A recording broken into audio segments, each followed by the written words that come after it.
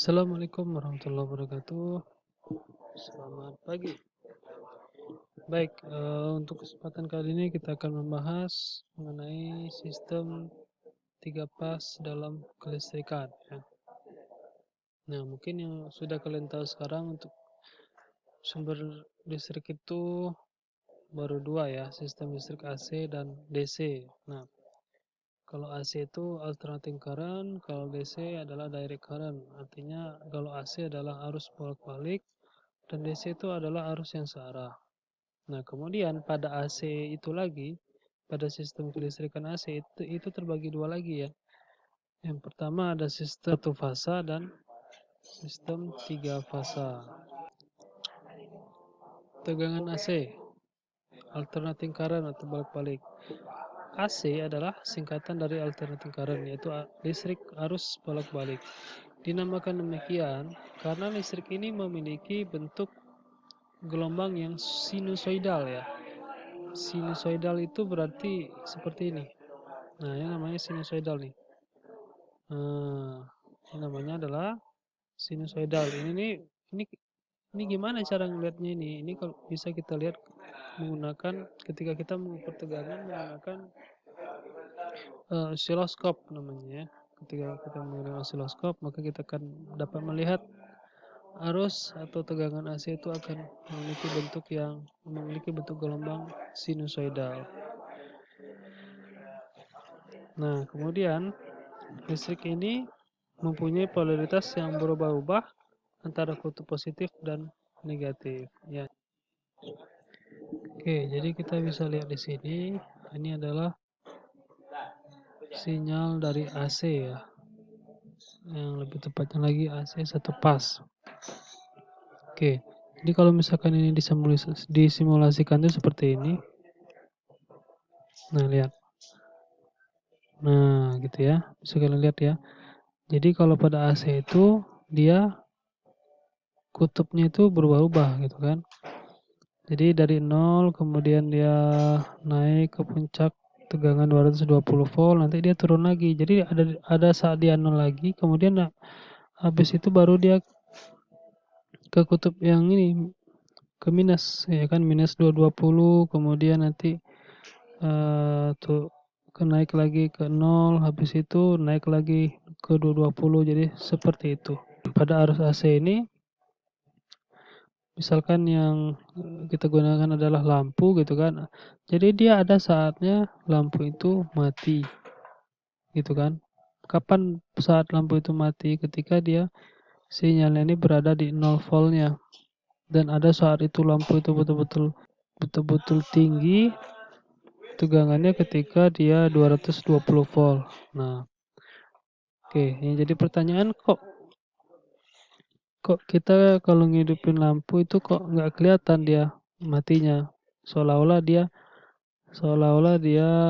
stabil nyala terus. Nah, karena pada sinyal AC ini, pada arus AC ini, dia memiliki frekuensinya adalah 50 Hz. Ya, tadi saya sudah sampaikan 50 Hz adalah artinya saat adanya 50 gelombang, ya kan, 50 gelombang dalam 1 detik. Bayangkan, ini ada 50 kali. Satu gelombang itu dari mana? Dari sini, dari 0, dari sini, ya, dari sini naik, turun, habis itu minus, habis itu 0 lagi. Nah, ini namanya satu gelombang. Satu gelombang ini terjadi dalam 1/50 detik, atau 1 detik terjadi 50 kali gelombang. Nah, kalau seperti itu, maka mata kita tidak akan dapat melihat lampu ini berada dalam keadaan mati. Jadi seolah-olah dia terus stabil menyala. Nah, tapi kalau frekuensinya dilambatkan, nah, maka akan kelihatan seperti ini. Nah, kemudian untuk DC, ya, untuk arus arah, nah, seperti ini bentuk dari sinyalnya. Dia, kalau misalkan kita lihat di sini, ini 0 voltnya, kemudian ini 12 volt misalkan. Nah, ini jelas, ya, mana positif mana negatif dan dia tidak berubah-ubah. Jadi tegangannya tuh atau arusnya tuh lurus saja kan. Nah, sehingga ketika ketika ini disambungkan misalkan ke lampu, nah lampu ini akan terus menyala ya. Lampu ini terus menyala dan tidak ada kondisi di mana lampu ini akan mati kalau misalkan diberi tegangan atau arus DC. Jadi seperti itu ya. Baik. Oleh karena itu untuk DC ini sendiri pun berbeda dengan AC. Kalau AC memiliki frekuensi ya karena dia sinusoidal tadi, sedangkan DC ini nggak punya frekuensi. Jadi dia terus saja berada di 12 volt ini ya lurus ya. Jadi tidak ada perubahan kutub sehingga dia tidak memiliki frekuensi di sini. Kita masuk ke pengertian satu pas ya atau fase tunggal. Di dunia kelistrikan, pada listrik AC ini ada dua sistem yang dikenal yaitu sistem satu pas ya atau biasa disebut dengan single pass dan yang kedua adalah tiga pas ya. Jadi hanya ada dua, satu pas dan tiga pas ya. Kemudian tegangan satu pas adalah instalasi listrik yang menggunakan dua kabel penghantar, yaitu satu kabel difungsikan sebagai fasa dan satu kabel lagi difungsikan sebagai netral. Oke, jadi ini contoh instalasi listrik satu pas ya. Jadi dari kWh meter, ya kan dari kWh meter ini muncul dua kabel yaitu fasa dan netral ya. Jadi walaupun satu fasa bukan berarti kabelnya satu ya, tetapi satu fasa itu ya maksudnya jumlah fasanya satu tetapi tetap ada netralnya. Nah, jadi fasa ini masuk ke MCB, ya kan? MCB ini mini circuit breaker yang fungsinya sebagai pembatas arus ya. Kemudian, nah masuklah ke stop kontak yang ada di rumah kita ya kan. Nah, jadi kalau stop kontak itu kan dua lubang ya kan. Nah, di situ ada disitulah dia di wiring fasa dan netralnya. Jadi kalau netral itu langsung ke kWh ya, tidak melalui MCB. Nah, kemudian ketika dia diukur tegangannya maka akan muncul besar tegangan yaitu sebesar 220 volt ya, 220 volt AC dengan frekuensi itu sebesar 50 Hz ya, sebesar 50 Hz. Baik, itu adalah instalasi listrik satu pas. Oke, kita lanjut. Pengertian tiga pas atau tiga fasa. Untuk memenuhi kebutuhan dalam suplai daya listrik, sistem satu pas ini dikembangkan menjadi tiga pas. Sistem ini menggunakan tiga gelombang sinusoidal yang mempunyai perbedaan sudut fasa masing-masing 120 derajat. Nah, kalau tadi yang pertama kita sudah melihat bagaimana gelombang sinusoidal untuk satu pas ya. Nah, kalau yang tiga pas itu seperti apa? Nah, itu seperti ini. Jadi kalau satu pas itu ya satu, tapi kalau tiga pas ya dia fasanya ada tiga. Nah, kemudian ada tiga ya, fasa satu yang hitam, fasa dua yang merah, fasa tiga yang biru gitu kan. Nah, tapi walaupun dia di sini tiga pas, tetapi dia tidak berjalan serentak ya. Artinya ada delay antara fasa 1 dengan fasa 2 dan fasa 3. Nah, delay-nya itu otomatis akan membentuk sudut. Nah, sudutnya ini ya ketika diukur itu memiliki perbedaan sudut antara fasa 1 dan fasa 2 itu sebesar 120 derajat ya. 120 derajat. Berarti kalau dari fasa 2 ke fasa 3 ya sama 120 derajat. Berarti kalau dari fasa 1 ke fasa 3 artinya ada perbedaan fasa sebesar 240 derajat. Oke. Jadi itu untuk tiga pas.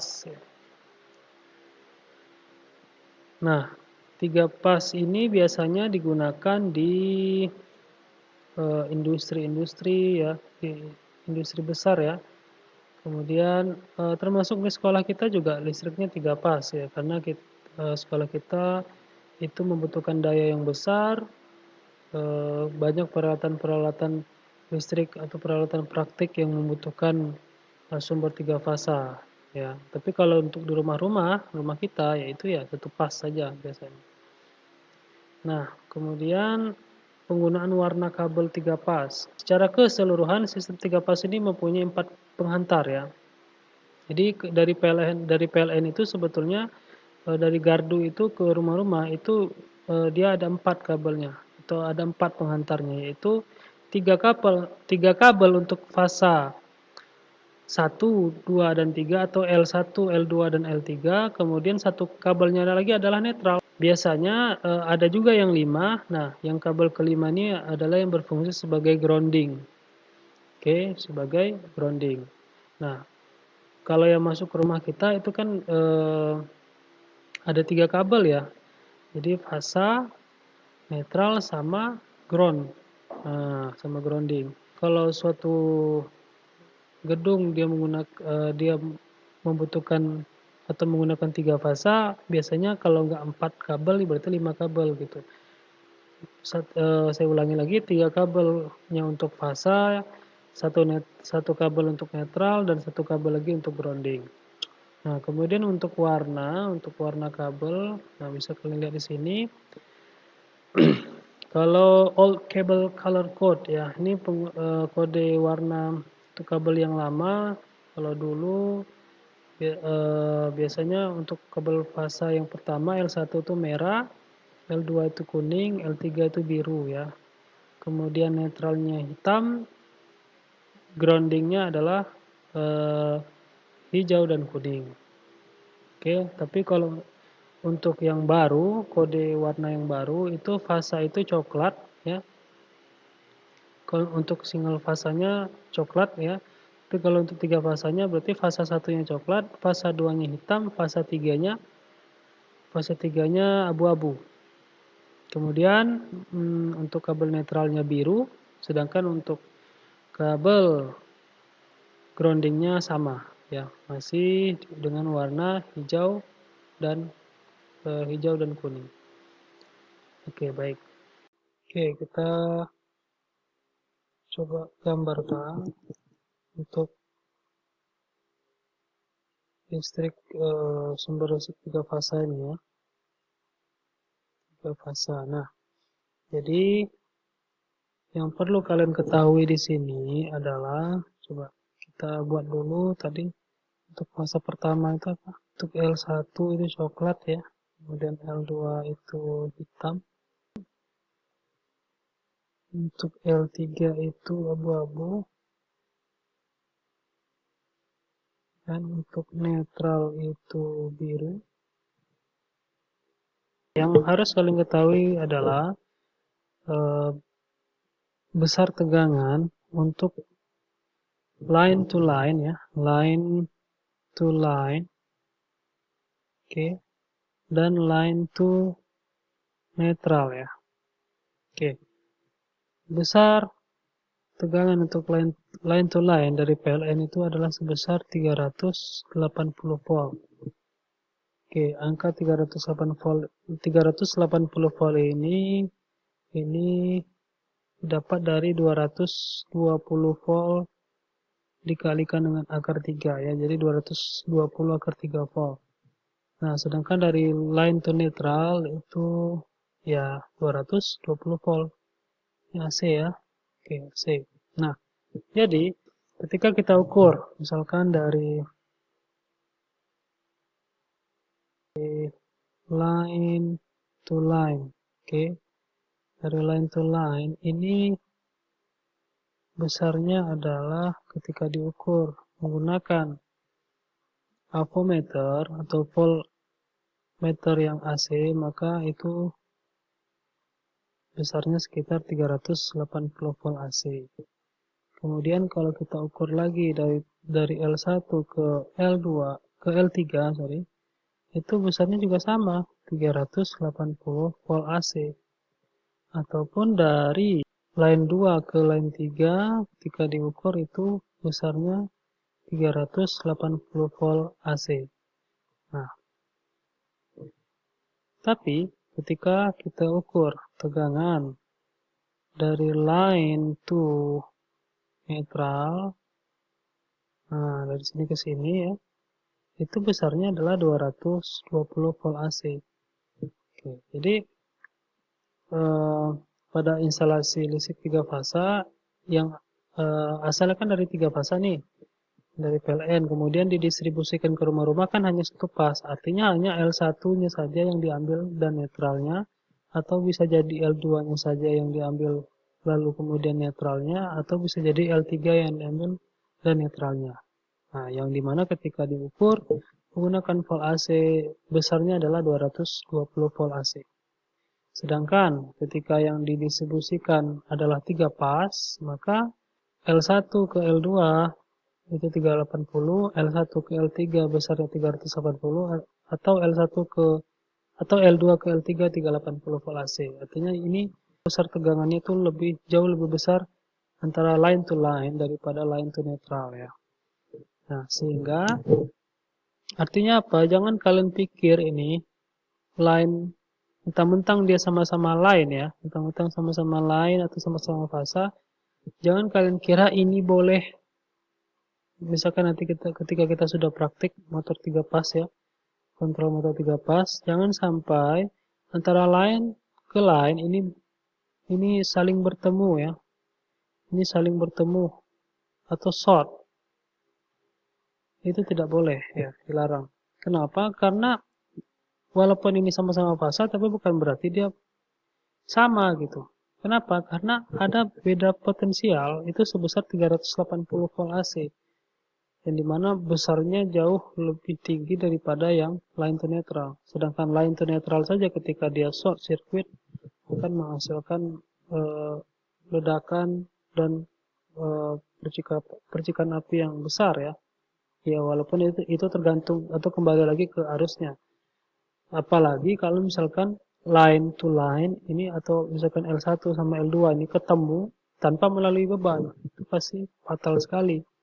Ataupun L2 ke L3 bertemu tanpa beban atau L1 ke L3 bertemu tanpa beban. Nah, itu akan short sebesar 380 volt AC. Nah, jadi ini harus dijaga nanti ketika kita praktikum jangan sampai L1 ataupun L2 ataupun L3 itu bertemu langsung atau short langsung tanpa melalui adanya beban. Kita akan melihat bagaimana prinsip kerja motor 3 pas ya. Di sini saya spesifikkan untuk kerja kelistrikannya.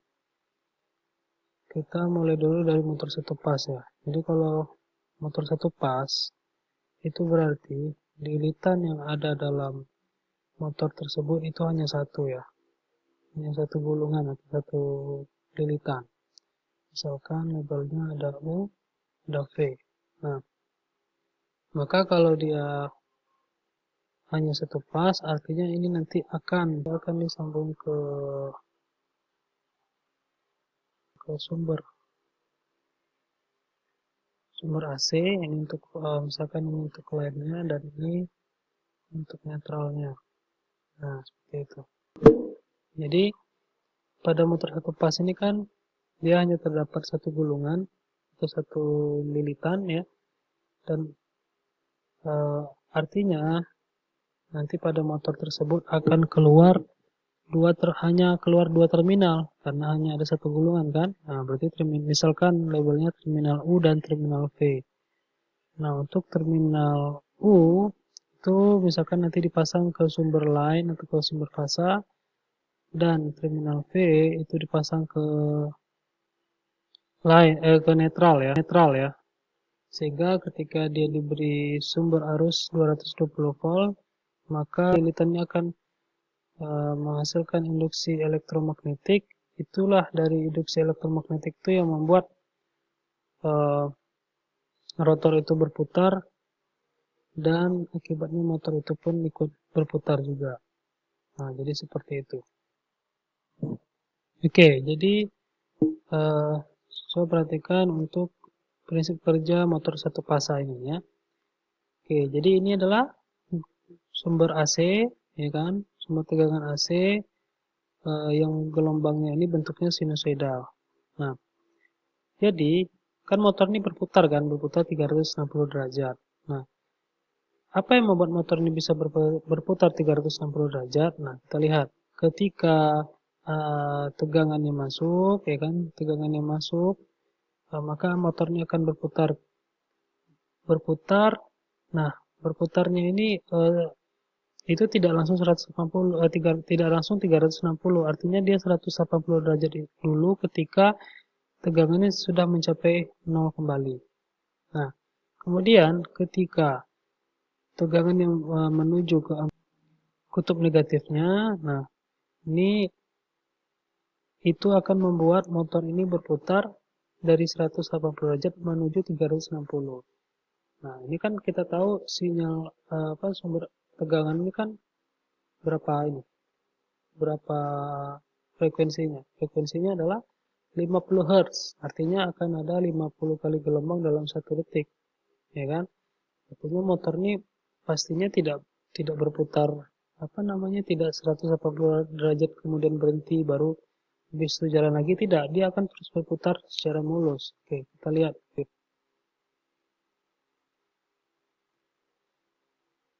Oke, lihat. Nah, ini seperti itu. Coba, nah, seperti ini. Oke, kalian bisa lihat. Jadi motor ini berputar sesuai dengan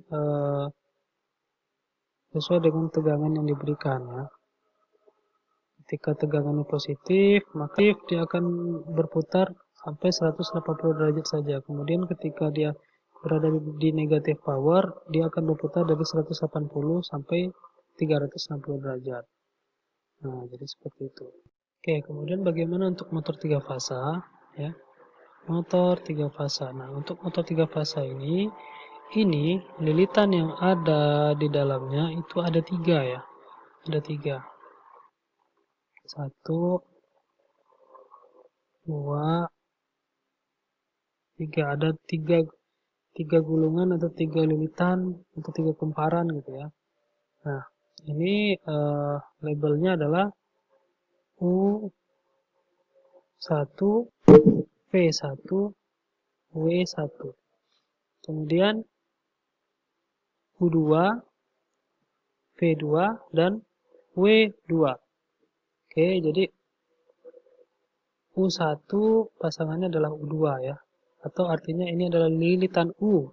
Ini adalah lilitan V dan ini adalah lilitan W. Artinya satu lilitan itu akan dua ujungnya, yaitu atau dua terminalnya, yaitu U1 sama U2. Kemudian ada terminal V1 dan terminal V2, akan ada terminal W1 dan terminal W2.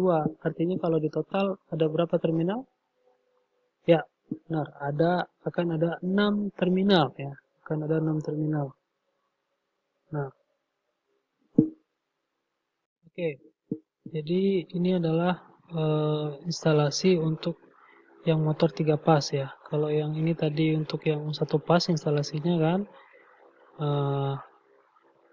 yang tadi dari U atau terminal 1 ke line, terminal 2 ke atau V-nya ke netral misalkan. Nah, untuk motor 3 fasa karena ada 3 lilitan, maka sambungannya seperti ini. Nah, ini adalah sambungan untuk motor 3 fasa tapi yang motor 3 fasa tapi ini untuk hubungan atau sambungan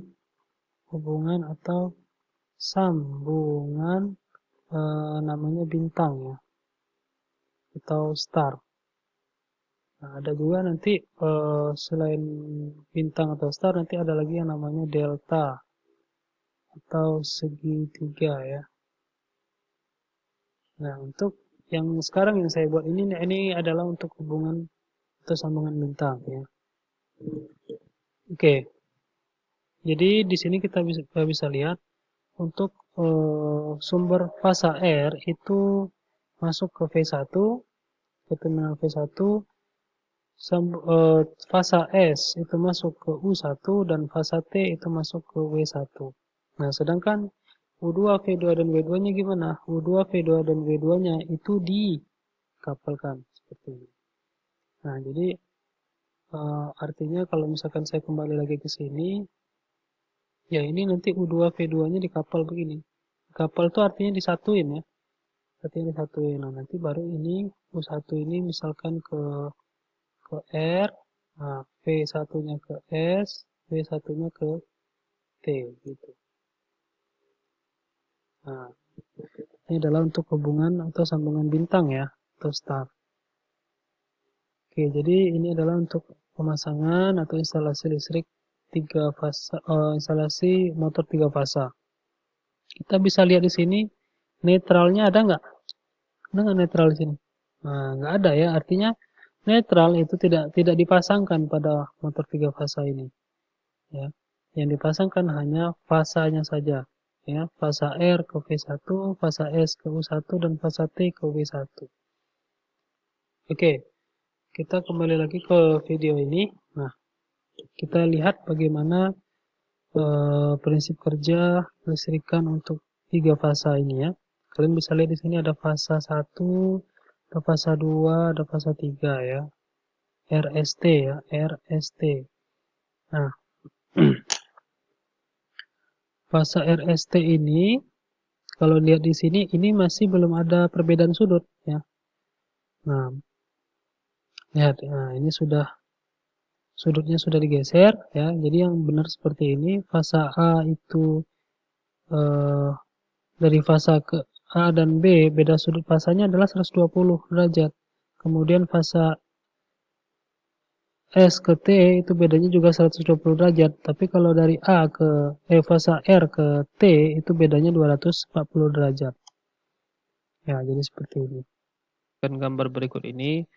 Nah, jadi pada motor 3 fasa ini kan sebenarnya eh, tadi yang kita pahami adalah di dalamnya ada 3 kumparan. Artinya 3 kumparan ini tersambung pada sumber 3 fasa ya.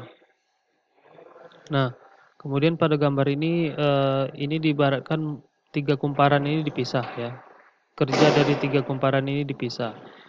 Artinya misalkan ini kumparan A, ini kumparan B, ini kumparan C, ya kan? Nah, kita di sini ingin melihat bagaimana kerja dari masing-masing kumparan, bagaimana kumparan tersebut menghasilkan medan magnet, kemudian medan magnet itu akan menggerakkan rotor ya, rotor pada motor 3 fasa. Oke, coba kita perhatikan. Nah, kita perhatikan dulu yang pada kumparan A ya, kumparan A yang dipasang pada fasa A ya. Nah, kumparan A eh, ini akan menggerakkan rotor itu dari sudut 0 ya kan. Nah, mulai dari sudut 0 ya, mulai dari sudut 0. Kemudian seperti yang sudah kita pelajari pada motor satu fas kan, pada motor listrik satu fasa, dalam gerakan satu gelombang ini itu akan membuat motor tersebut berputar 360 derajat. Artinya pada positif powernya dia akan menggerakkan motor dari 0 sampai 180 derajat putarannya, kemudian dari yang negatif powernya dia akan memutar motor dari 180 sampai 360 kan begitu. Nah, kemudian pada kumparan B ya kan, kumparan B ini kan tadi seperti yang kita tahu fasa B itu berbeda 120 derajat dengan fasa A ya. Ya kan? Maksudnya beda fasa ini artinya begini loh, beda fasa ini artinya beda waktu masuknya arus gitu. Artinya kira-kira begitulah ya. Jadi duluan fasa A ini ya kan baru setelah itu 120 derajat kemudian baru fasa B yang masuk gitu. Artinya kumparan kumparan B ini beda dia. Kalau di sini kan misalkan mulai dari sini kan. Nah, fasa B ini mulainya ketika di sini posisinya. Nah, ketika posisi motor lagi begini ya, baru ditambah lagi tenaganya atau ditambah lagi powernya dengan fasa B. Ketika posisi motor sedang berada di putaran atau sedang berada di 120 derajat. Nah, kemudian ketika fasa C kalau dibandingkan dengan fasa A itu kan berbeda 240 derajat. Artinya ketika putaran motornya 240 derajat barulah si fasa C-nya masuk. Nah, barulah si fasa C-nya masuk gitu. Jadi kalau misalkan kita simulasikan, nanti akan begini dia. Coba perhatikan ya. Dia akan saling bersinergi gitu ya. Akan saling bersinergi. Nah, akan saling bersinergi antara kumparan 1, kumparan 2, dan kumparan 3. Gitu. Itulah yang membuat motor 3 fasa ini memiliki torsi yang besar ya kan, memiliki daya yang besar karena dia fasa yang masuk itu 3 ya. Dan kumparan yang diaktifkannya pun ada 3 juga pada motor tersebut gitu. Artinya begini. Nah, pada satu putaran 360 derajat motor 3 fasa itu ada it, itu ada 3 kali fasa yang masuk. Artinya di 0 derajat ya kan, di 0 derajat itu fasa 1 dulu yang masuk kan. Nah, fasa 1 dulu yang masuk atau fasa A dulu yang masuk. Nah, ketika putaran motor sudah 120 derajat, maka masuk lagi fasa B ke kumparan B, artinya menambah lagi daya putar pada motor 3 pas itu. Nah, kemudian di sudut 240 derajatnya masuk lagi kumparan apa namanya, fasa C ke kumparan C. Nah, jadi dia nggak serentak gitu, bukan bukan jadi jangan bayangkan ketika di sudut 0 derajat itu fasa A, B, dan C itu langsung terhubung, tidak. Artinya dia tidak serentak sebenarnya. Beda fasa 120 derajat. Jadi fasa A dulu yang masuk ya kan. Nah, kemudian di sudut putar 120 derajat baru fasa B masuk. Nah, kemudian di sudut putar 360 sudut putar 240 derajat baru fasa C yang masuk. Nah, jadi setelah itu ya begitu terus gitu. Artinya ketiga kumparan ini saling bersinergi membentuk apa namanya, membentuk induksi magnetik yang membuat rotor pada motor 3 fasa ini berputar. Kita tahu salah satu bagian utama dari pada motor listrik itu kan ada yang namanya stator dan ada yang namanya rotor. Kalau stator itu bagian yang tidak bergerak ya kan, kalau rotor baru bagian yang bergerak. Nah, jadi induksi magnetiknya ini akan menghasilkan medan magnet dan medan magnet inilah yang memutar rotor tersebut gitu. Nah, jadi seperti itu ya kerja dari kelistrikan motor 3 fasa ini. Nah, kemudian apa yang terjadi kalau misalkan dari 3 fasa ini ada satu fasa saja yang tidak masuk. Nah, kalau misalkan ada satu fasa saja yang tidak masuk, artinya kerja motor ini akan terganggu ya. Ya, kerja motor ini akan terganggu. Mungkin bisa jadi dia menyala tetapi putarannya tidak halus. Ya kan, seperti motor yang mogok gitu ya. Nah, nanti ketika kita praktek nanti mungkin bisa kita lihat gitu ya. Ketika ada satu fasa yang tidak masuk, misalkan dari RST yang nggak masuk T kah, atau S-nya kah, atau R-nya kah, nanti dia putarannya nggak sempurna gitu. Dan itu tidak bisa dibiarkan lama-lama, ketika ada satu fasa saja yang tidak masuk, itu membuat motor atau kumparan di dalamnya itu akan apa namanya, R dan T, misalkan yang nggak masuk fasa T ya, berarti nanti fasa R dan S itu akan membuat arusnya berlebih yang membuat kumparannya panas dan lama-lama bisa terbakar gitu. Nah, makanya kalau ada satu fasa saja yang tidak masuk, maka motor itu akan cepat panas ya. Apalagi kalau yang masuk hanya satu fasa. Nah, kalau yang hanya masuk satu fasa, maka motor itu mungkin saja bunyi atau bergerak sedikit atau bahkan tidak bergerak sama sekali gitu kan. Kenapa? Karena hanya satu fasa saja yang masuk. Dia tidak kumparan itu tidak mampu untuk membuat motor itu berputar gitu. Nah, jadi yang pada motor 3 fasa ini agar dia bisa berputar semua, ketiga-tiga kumparan itu harus mendapatkan sumber tegangan gitu ya. Jadi seperti itu. Oke. Nah, jadi coba kita lihat sekali lagi ya kan. Nah, ini dia artinya. Ini sebenarnya ini tuh ini tuh dipisah, tapi aslinya dia tuh tergabung gitu, tergabung. Kenapa dipisah gini? Biar nampak gitu, biar nampak bagaimana arah medan magnet atau medan magnet ini memutar si rotor yang ada pada motor. Nah, jadi dia bekerja sama terus dia tuh antara fasa A, B, dan C. Ini adalah bentuk dari bentuk sinyal 3 fasa ya. Kalian bisa lihat, nah ini dia seperti ini dia tuh. Nah, jadi dia tidak serentak, ya kan? Dia memiliki sudut atau memiliki beda fasa sebesar 120 derajat. Oke, jadi seperti itu ya guys.